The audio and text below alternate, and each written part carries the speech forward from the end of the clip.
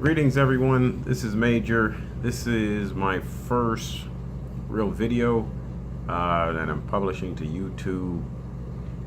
The purpose of this video is to really set the record straight as far as I see it in regards to the hype or misinformation that I deem as hype and misinformation regarding Ethereum and what Ethereum is and what it's not, and what it's designed for and what it's not designed for, and why you should buy it and why you shouldn't buy it. And when dealing with these issues, let's just first deal with what Ethereum is. It's a great platform for smart contracts and decentralized applications. Fantastic. That is what it's designed for. When people are out here saying, oh, it's better than Bitcoin, you're comparing apples to oranges. Bitcoin was not designed to be smart contracts, decentralized applications. That's not what Bitcoin was designed for. So here you have two different things that are tools. It's like saying a hammer is better than a screwdriver. It's two different tools designed to do two different things. And why does it have to be that same mentality that we're bringing from the fiat world of, there's an old show, The Highlander. There could only be one. Why could there only be one? Why can't we have a toolbox with different tools for different things?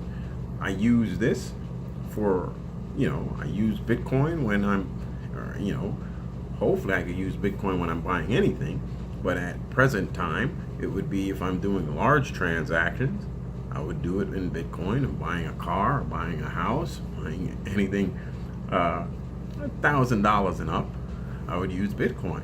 For a smaller transaction, I would use different currencies that are more apt at microtransactions. I use Dash.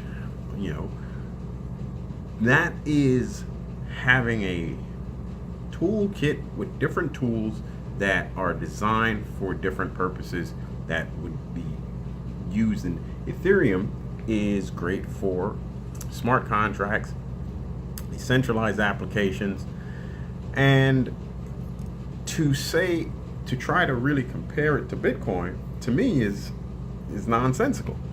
Because, number one, Ethereum is the new kid on the block. Ethereum as a store of value, that's not what it was designed for. When you understand how Ethereum has value, or what caused the great rise, because you're only really looking at a year. Last year, this time, Ethereum was a disaster because the DAO hack took place and Ethereum crashed because of poor coding. You're looking at something that's new, so coding issues, how does it really scale? All of these things, they haven't even started to really deal with these things yet.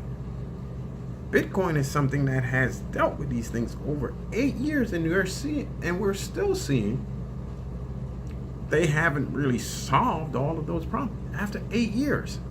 So these Ethereum, the Ethereum community has just come about, just really after the DAO hack, really since December of last year, is when they really got their legs, and this great bull run started due to all of these ICOs. But then it's to understand, what are these ICOs and what does that mean? Are people buying Ethereum, or are people buying Ethereum to invest in ICOs, or are people buying Ethereum to hold as a store of value? People are buying Ethereum, the former. People, the reason why all of this rush to Ethereum for people to actually purchase Ethereum was to engage with these ICOs. But now when you understand, what does that mean? Once you give the ICO over to that company, whether it be Bancor, Gollum, whoever you invested that ICO with, they now have a ton load of Ethereum. Okay, well, what does that mean? That means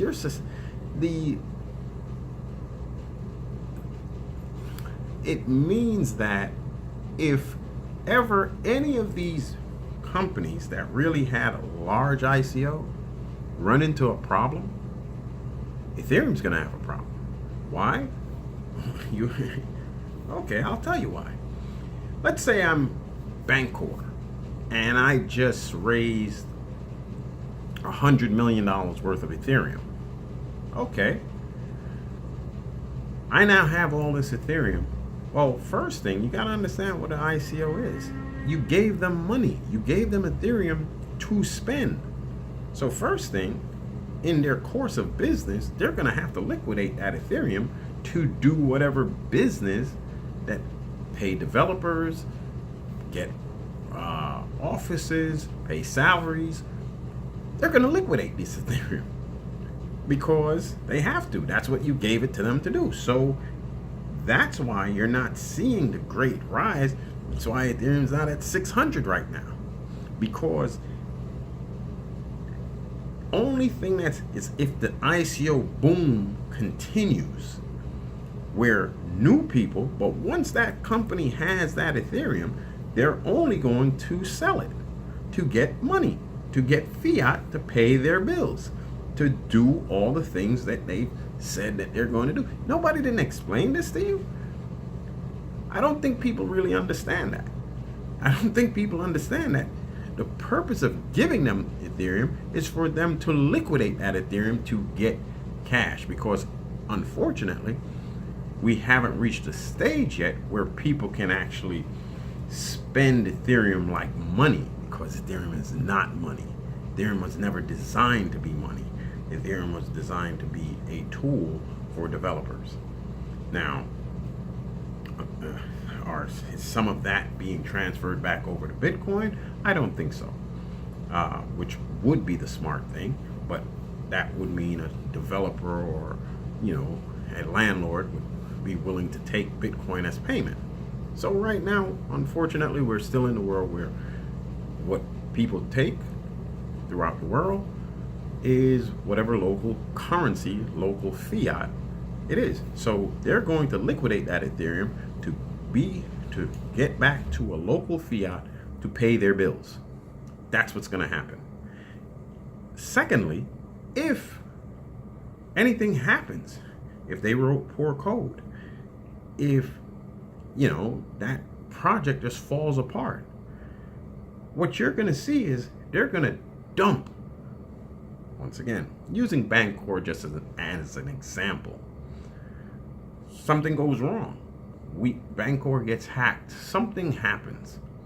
Bancor is holding on to 100 million in Ethereum. They're gonna dump all that Ethereum onto the market because they have to, because something is going wrong and now they need to liquidate. So once again, this is not an anti-Ethereum video. This is just setting the record straight. Ethereum is great for what it's designed to be. Now, I don't know if there are new players, Austerity, EOS, different new players that are trying, Ant Shares, that's trying to get into the Ethereum toolbox, portion of the toolbox. But they're new, so I'm going to be consistent.